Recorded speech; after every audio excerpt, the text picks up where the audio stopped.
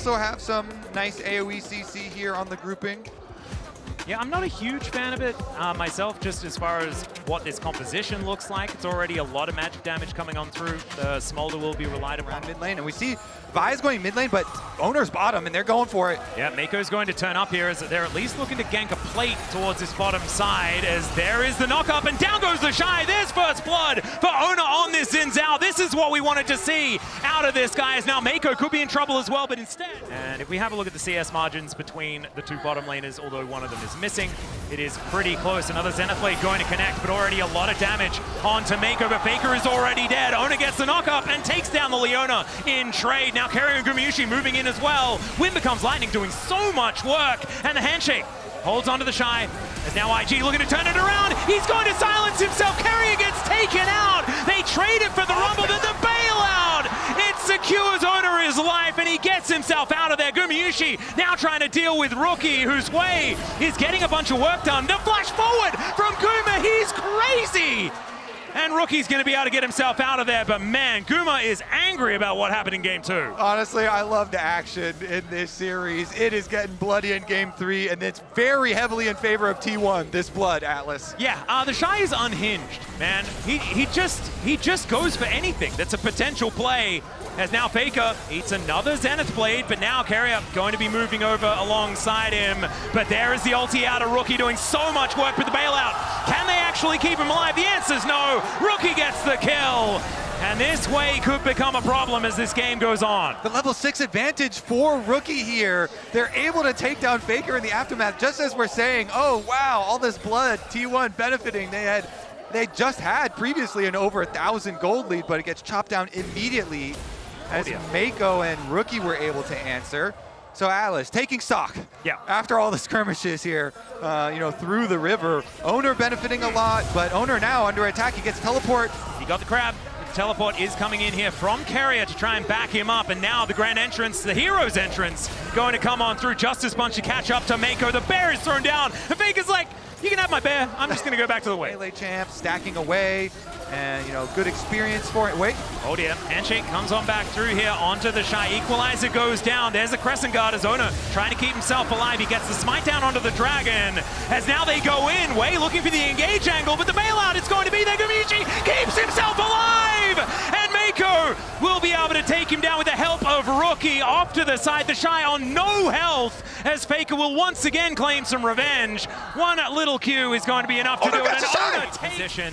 They're not doing a massive amount of damage at this stage. Merc Treads are what he had to go for to respect the Annie stun. And so it does mean that he's going to take a little bit more time to get fully online. Yeah. At the very least, he did invest in a Dark Seal. Those two champions going head-to-head. Has a bunch of the items that makes you feel a lot better in the matchup as well. There's a whole bunch of buttons going to be pressed, and you can see that Rookie feeling very good about his position in this game. But as you mentioned before, Owner, he is going to be able to take down this Dragon. Let's see whether this is going to be the cease and desist that will actually work, and it does in the blink. It's not often the Doran on the Galio combo, but Wei's going to make his way down towards the bottom side, and Doran on the Galio is on our screen, but not for long, as the Shy is going to be able to burn him down. Just checkmate as the jungler walks in. Like, T1 need to be starting to get nervous. Yeah, the big thing for T1 is, like, how are they going to force the issue here? Whoa, there's a flash taunt as Owner's going to move on up to try and take down the Shy. They're walking down the red carpet. He flashes away. The Winds of War comes in, and there's the knock-up. 3 Talon Strike, and down goes the Shy. A 4th death for this Rumble. Close distance to that range advantage as the tower does go down in favor. Yep. Oh, wait a second. Ooh, who won? Get the health bar back up and ready here for Owner, and they have to be decisive. And they are going to be so, as the ulti comes on down there from Owner. Mako taking a lot of damage as Mom will be the follow-up, just to zone them away from the area. This is soul point for T1, but they've already invested quite a lot into this play as Faker, without that flash, like you said earlier, is going to turn up. And it's going to be an honest 5v5. The equalizer is there for the Shy. We'll see whether he can layer it in well. As Gumayushi standing in front, wanting to try and find an angle as they are able to take down the Dragon. There's Soul Point, but there is the equalizer down as well from IG.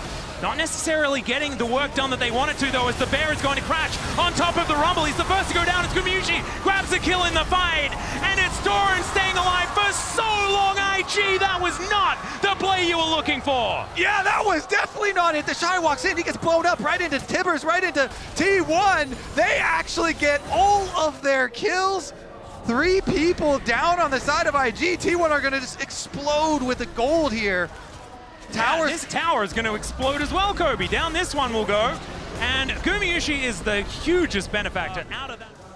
Now the Yunara Smolder conversation gets a little bit different, as she's now extra pressure available here for T1 as the Chu goes wide. And Snare is going to connect onto Ona, but damage onto the Xin Zhao isn't exactly the most permanent.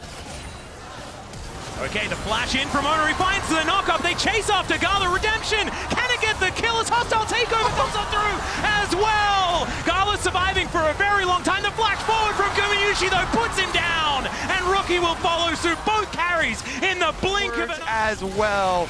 And man, if you like, when I was looking at this composition, I wasn't thinking flash auto was going to be the engage option, but that's exactly what Ona was going for. As Phalanx, you know, hold the line, as it were, as the Hexate's going to be leaving Ona out to dry. Now Gala flaps over the wall. It's so much damage, though. Still, Circle not going to be saving the Xin Zhao, and that is shut down money over to Rookie. That Hex technology is dangerous, Atlas. It certainly They warned is. us against this in Arcane. We learnt about it from Arcane. It's now Rookie. Oh no, you should have learnt about it as well. Doran going to be able to finish him off. He's now in an awkward position, but they don't have to deal with the Hui, who's such a problem. Faker finds the angle onto the Rumble, and somehow their most fed member dying turned into an inhibitor turret? Yeah, T1 are just gonna flash on you. Everyone flashing over walls here.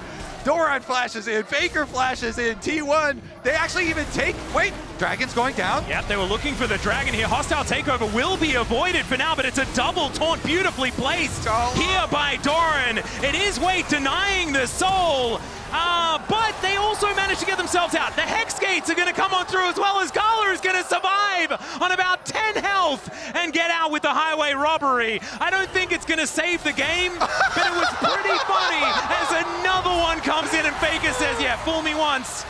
Yeah, fool me twice. No, that's not going to happen.